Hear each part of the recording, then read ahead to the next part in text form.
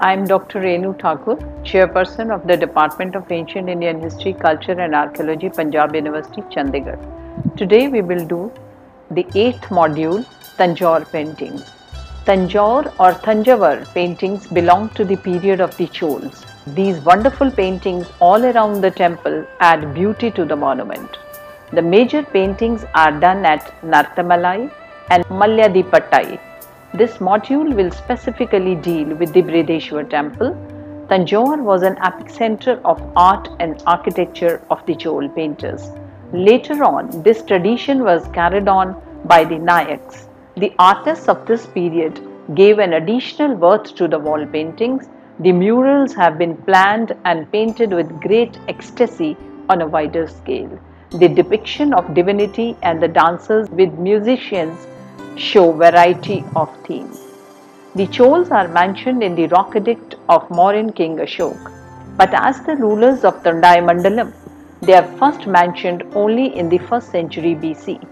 Tanjore is located in the rich delta of river Kaveri between Tiruchirappalli and Kumbakonam, and which was once the epicenter of economic and cultural activities. In the second half of the 9th century, the power of Pallavas declined rapidly, and their place was taken up by the Chols, who dominated and ruled the area to the south of Tungabhadra until the early 13th century. The dynasty was founded by Vijayalya, who captured Tanjore sometime before 850 AD. His successor Aditya I came to the throne about 871 AD. He supported the Pallavas against the Pandyas in the disastrous defeat of the latter at Shripurambiam in 880 AD. He then invaded Todai Mandalam and killed Aprajit, the last of the Pallav kings. By the end of the 19th century, the Chol Empire bordered the Rashtrakuts, and Aditya was succeeded by his son Parantak I. In 907 AD, Parantak completed the conquest of the Pandyan country and was first successful against the Rashtrakuts and was also successful against the invading Rashtrakuts. In 949, however, at the Battle of Takulam, the Chol army was decisively defeated when Parantak died in 955 AD. The Rashtrakuts were in total control of Tondai Mandalam, and the Chol Empire had shrunk to its original frontiers. This period is one of the most remarkable periods of creative energy in the history of Indian art. With the accession of Rajaraja I in 985, Chols became the paramount power in South India.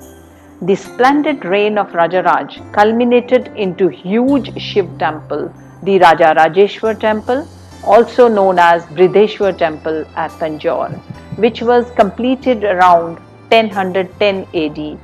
This temple is the finest expression of classical Indian genius. The base of the great 200 feet high tower, Viman, encloses the central shrine, which is surrounded by 9 feet wide circumambulatory passage or Pradakshina Path, lit by 3 open niches in the center of the external walls. Pilasters corresponding to the articulation of the outer divides the passage into 15 chambers. The 3 chambers which face the openings in the outer wall contain large sculptural representation of the appropriate deities. The others are covered with wall paintings. In 6 of the chambers, the paintings belong to 17th and 18th centuries. On remaining, the late paintings have broken away in places to reveal an earlier layer, undoubtedly an original part of the decoration of Rajeshwar temple. The paintings are hidden under the tower in a dark passage around the main shrine.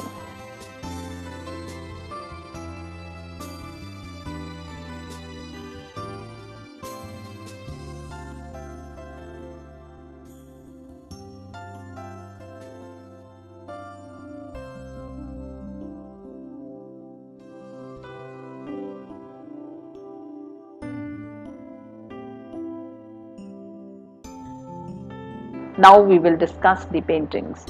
The contemporary classics describe the glory of the paintings in South, referring Chitramandap, Chitrashalas, Oviyaniliums in temples and palaces.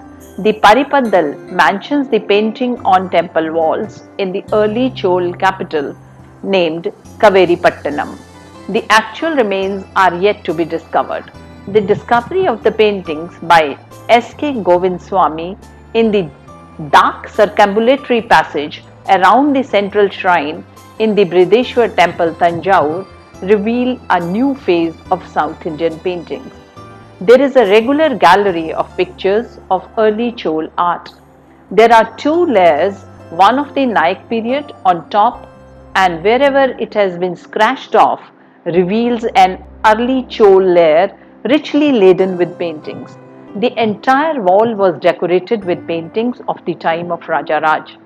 But later on, renovations and additions were made during the centuries which give account for additional layers that have covered up the earlier paintings.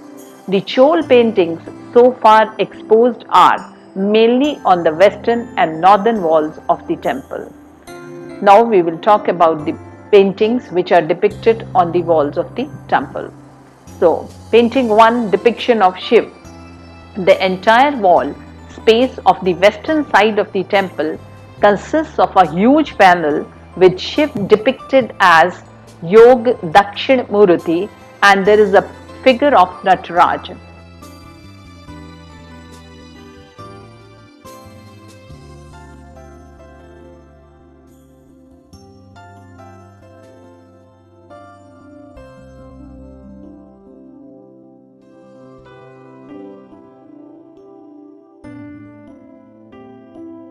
The figure depicted as Shiva is seated on the tiger skin in a yoga pose with the yogapath across his waist and right knee calmly watching the dance of two apsaras.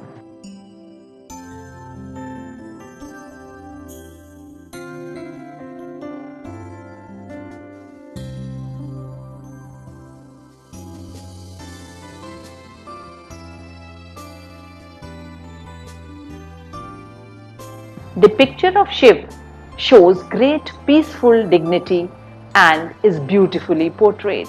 A very big panel of Shiva, Tirupantak, shows him standing in a chariot, his 8 arms carrying different weapons, a commanding figure, taut with tension and pulsating with power. On the other side are fully armed guns fighting the son of Taraksura, the demon king, against whom Indra, the king of heaven, had failed.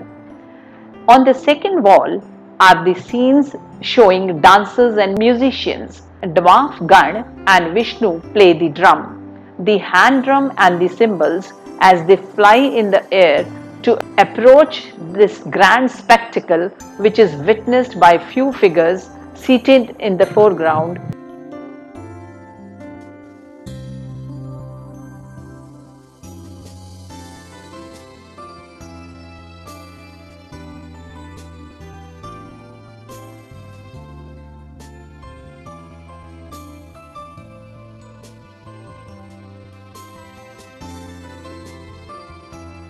Below, the Sundar and Chairman are shown hurrying on a horse and on an elephant respectively.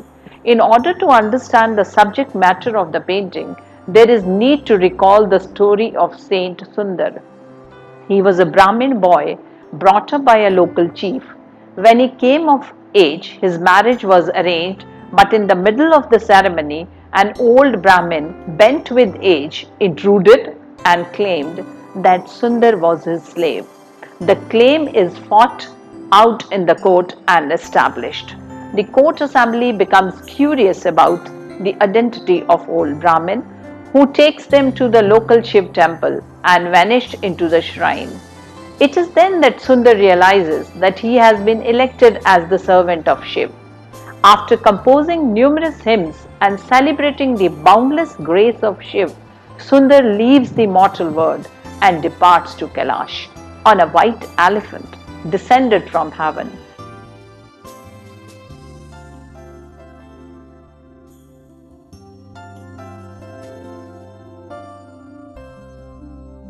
When the news reached his friend, King Cheraman Perumal,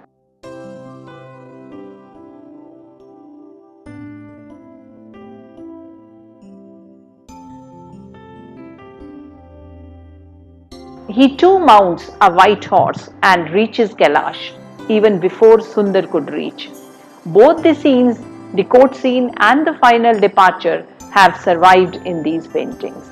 The dancers and musicians have a very slender body with peculiar figure lines and beautiful postures of a particular dance form. The artists have given a lot of concentration to the ornamentation of the figures. Various types of ornaments which are visible are jewels on forehead, anklet on foot, armlets and neck pieces. The joyous eyes, curly hair, beautiful teeth and rounded breast have been beautifully portrayed. Now we will look at the depiction of Vishnu and Celestial musicians. The picture of Vishnu, again of Mahapurush, and other figures show the grace of the lines that indicate the movement of the limbs. One of them has cymbals in his hands and plays it well. The long row of celestial musicians playing different instruments in significant mudras indicate the graceful manipulation of fingers and the twist of the neck.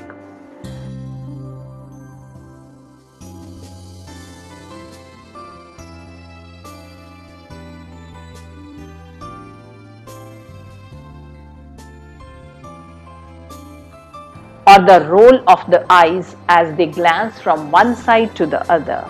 It is an eloquent proof of the painter's skill. Now we will look into the celestial faces, how the faces have been depicted in these paintings. The walls opposite the northern one show 5 heads peeping out of partially exposed layer of chol paintings. The long and lustrous eyes, the elevated nose in perfect relief, the sweet and graceful lips, the lovely chin and cheeks, the arched brows and ringlets of hair, the beautiful curved ears, and the singularly attractive neck are examples of typical beauty represented by the artist.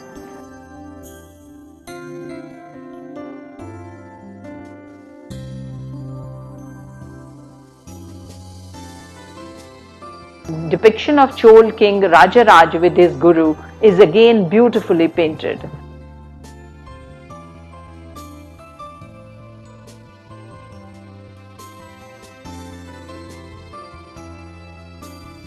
There are attendants who are possibly the Chol warriors adorned with a similar kind of uniform and holding a stick which is possibly a weapon.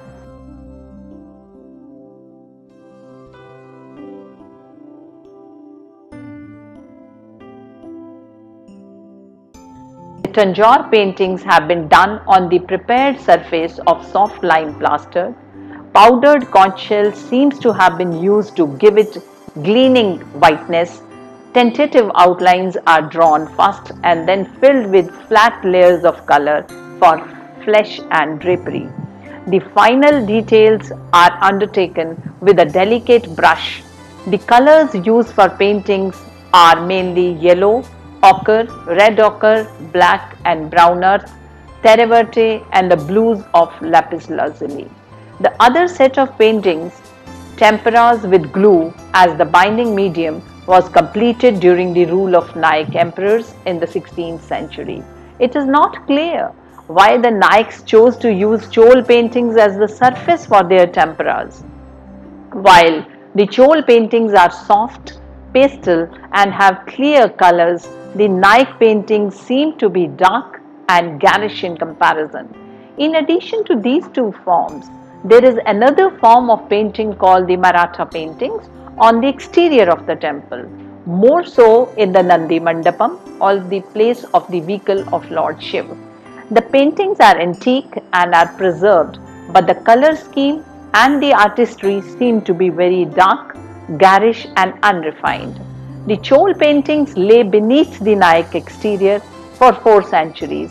Well-known historian and archaeologist Professor K.V. Govindaswamy spotted the Chol murals by chance in 1935 because the Nike layer had peeled off in the few places.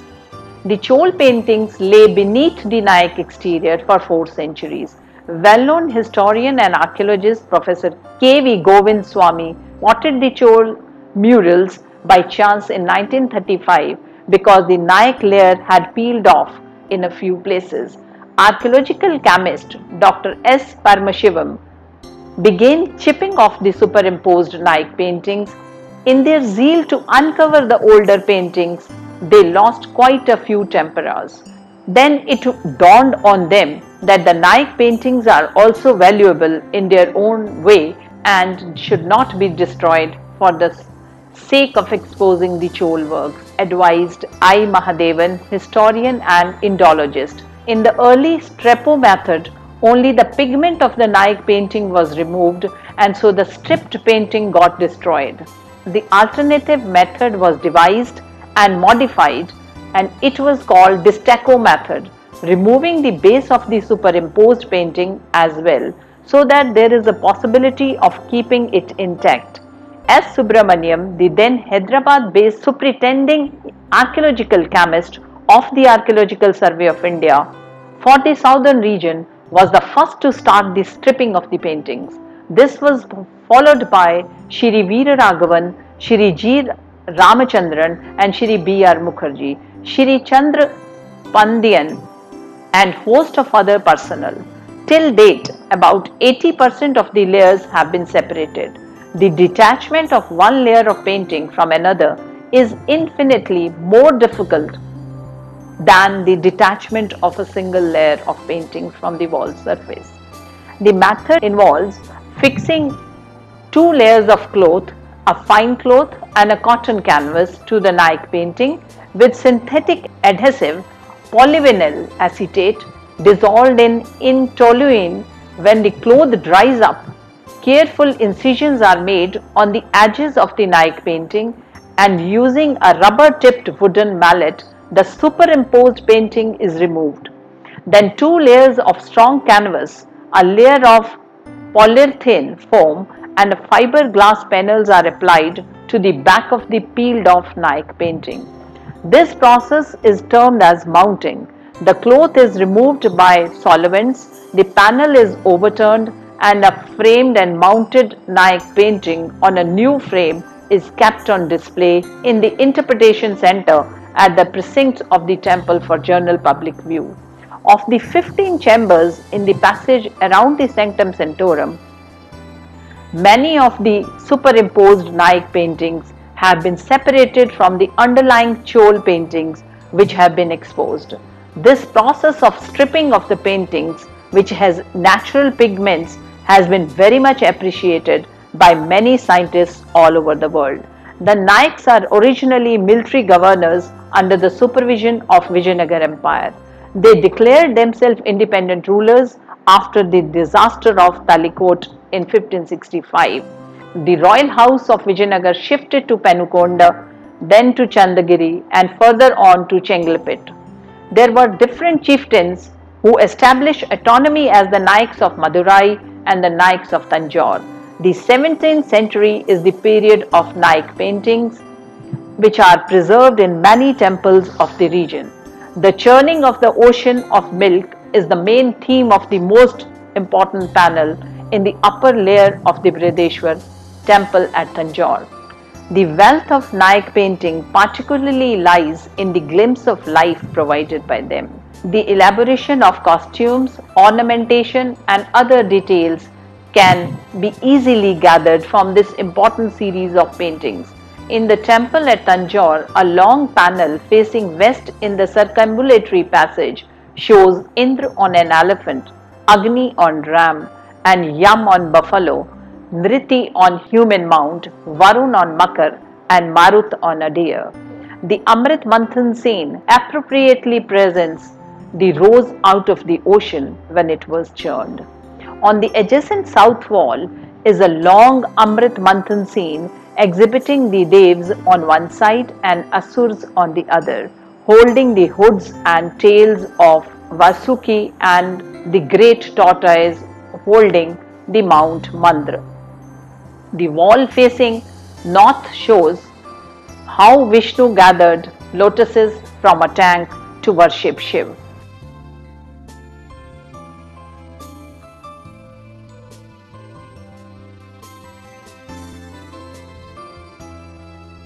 He offered 1,000 flowers a day, and when he failed to get one, he made up the offering of his own eye and thereby won the blessing from Shiv as Vishnu Manu Grahamurti. The stylized form of the tank with trees in the vicinity is characteristic of this mode of representation. Now we will look into the technique of Tanjore painting. Of the numerous steps involved in the making of a Tanjore painting is the drawing of a preliminary sketch of the image on the base. The base was made up of cloth which is further pasted over a wooden base. The second step consisted of mixing chalk powder or zinc oxide with water soluble adhesive and applying it on the base. Thereafter, the drawing was made and ornamented with cut glass, pearls and even semi-precious stones which are depicted in the later Tanjore paintings. All the paintings are done using the bright colors which distinguish them from the other paintings. Even the earlier paintings do not show these features. The use of laces or threads further added grace to the paintings. These features are not seen in the earlier paintings. The figures mostly have rounded face and streamlined body. The figures are placed within arcs, curtains and borders. These need to be preserved by framing them. The artists are trying to promote this old form of painting by combining it with modern techniques and recreating them on different mediums. Thus, the theme, style and aesthetics continue to inspire many contemporary artists.